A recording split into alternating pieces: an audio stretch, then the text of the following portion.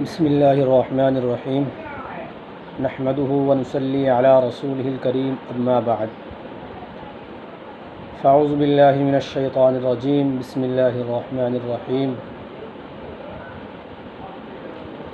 ان الصلاة كانت علی المؤمنین کتابا موقوتا۔ حضرات، اسلام کی بنیاد 5 چیزوں پر ہے،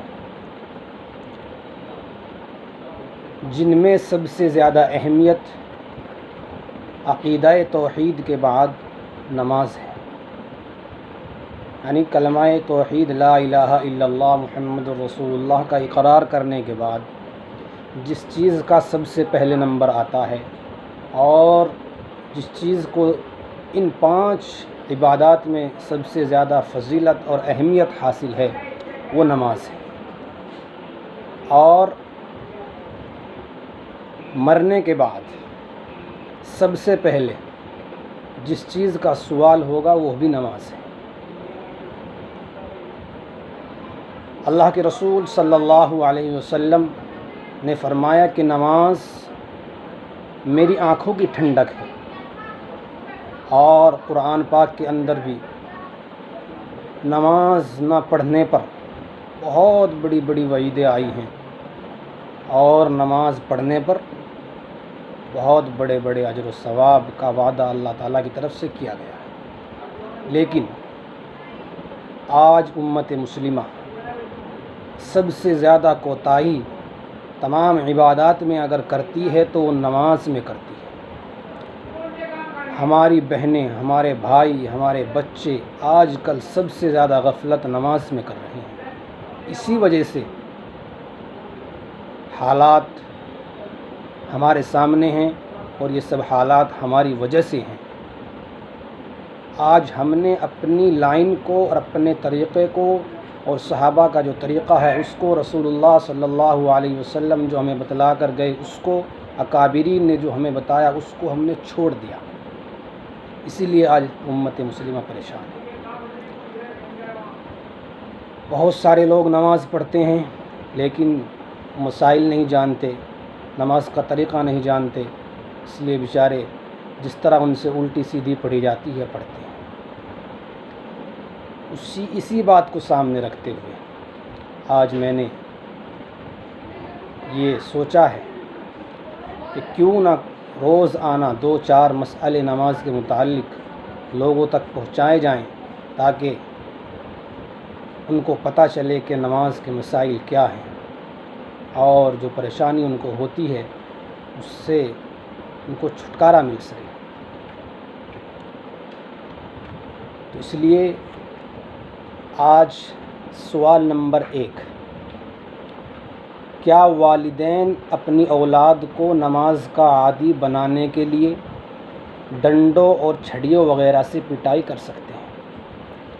اس سلسلے میں شریعت کا کیا حکم ہے؟ دوبارہ سنیں سوال، کیا والدین، ماں باپ اپنے بچوں کو نماز کے لیے سختی کر سکتے ہیں، ان کی پٹائی کر سکتے ہیں؟ تو اس کے ذیل میں اس کے بارے میں شریعت اسلامیہ کیا کہتی ہے؟ اس کا جواب سنیں۔ جواب نمبر 1، والدین کے لیے شرعی اعتبار سے اپنے بچوں کی نماز کے بارے میں پٹائی کرنا جائز نہیں ہے کہ وہ اپنی اولاد کو محض نماز کی عادت ڈلوانے کے لیے ڈنڈوں سے پٹائی کریں۔ یہ طریقہ صحیح نہیں ہے، جائز نہیں ہے، بلکہ تنبیہ کے طور پر ان کو سمجھائیں، ڈرائیں، دھمکائیں۔ ہاں، اگر ضرورت ہو تو صرف ہاتھ سے مار سکتے ہیں،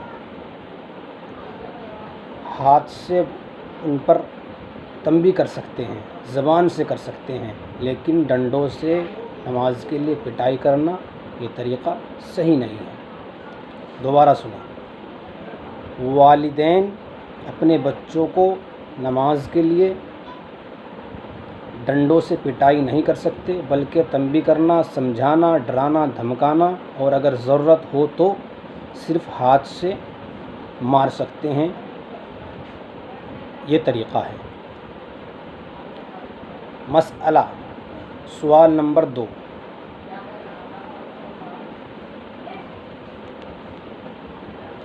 نماز کے واجب ہونے کے لیے 3 شرطیں ہیں۔